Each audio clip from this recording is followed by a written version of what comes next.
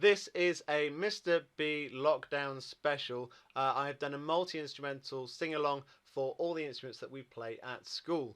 So I've put this together.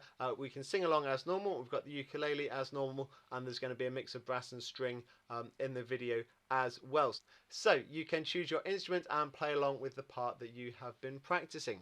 And if you don't play an instrument, you can sing along with me as well. So here it is. This is Nearer My God to Thee, which is famous for being the piece that the band on the Titanic played as the ship sank. And some people say it is the last piece that they played before the ship sank.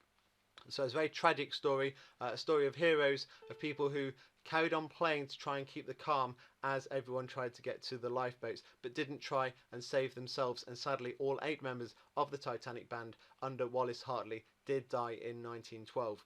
And there's a bit of debate about which version of Nearer My God to Thee was played. There are 2 versions. The original lyrics were written by the Englishwoman Sarah Adams in 1841, and then in 1856 the American Lowell Mason added his own melody to the hymn. So there's an original version that was sung, and then the later American interpretation. The 1997 film Titanic features the American version, which is generally a little bit more well known.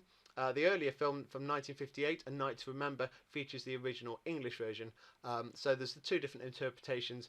We are doing the American version that's featured in the 1997 film Titanic here today.